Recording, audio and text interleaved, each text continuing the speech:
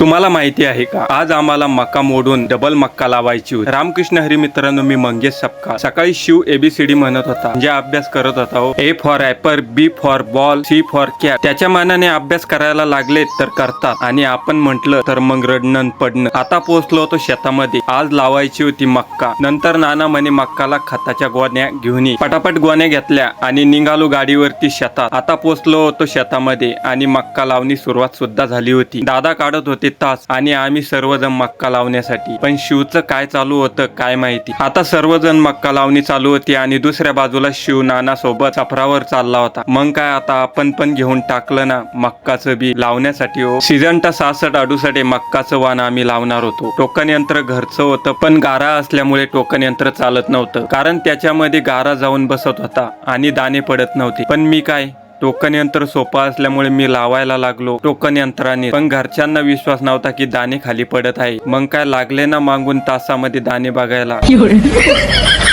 Token यंत्राने दाणे पाडले की नाही म्हणून। तुम्हाला मागच्या व्हिडिओ मध्ये सांगितलं होतं, भरत भाऊचं मन लय मोठं आहे। भरत भाऊने तर डायरेक्ट चहा आणला होता शेतामध्ये। ये बड़ी अच्छी बात कही आप। आम्हाला चहा पिऊन जवळतवर अर्धवर्ध आमचं मक्काची लावणी झाली होती। दुसऱ्या बाजूला शिव जेवण करत होता। आता थोडीशी मक्का लावणी बाकी होती। हौदाजवळ आलो तर साळीचे काटे सापडले, पण शिवचं काय चालू होतं काय समजेना। आता सागर पण आला होता मदत करायला, पण सागर म्हणे मी जॉकेट काढून टाकतो, माझा चांगला फोटो येईल।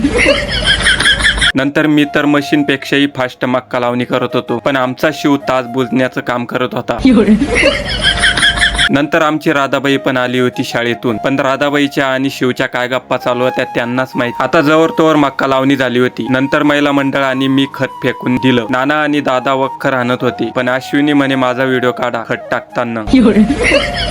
आता खत टाकणं झालं होतं, सफरावरती आलो। अश्विनी का मांग फिरू फिरू पाहत होती काय समजेना। लेकिन ये साला कर क्या रहा है यहाँ पे? घरी जाण्याची वेळ झाली होती। सर्व महिला मंडळ बसलेल्या होत्या। चला मग आता घरी जाण्यासाठी आम्ही निघालो। आता डायरेक्ट पोहोचलो होतो घरी। घरी आल्यावर बन्सी भाऊ यांनी दिलेल्या काकड्या खात होतो। चला, तुम्हाला व्हिडिओ आवडला तर व्हिडिओला लाईक, फॉलो, पण त्याच्या आधी शिवचा डान्स बघून जा। रामकृष्ण हरी।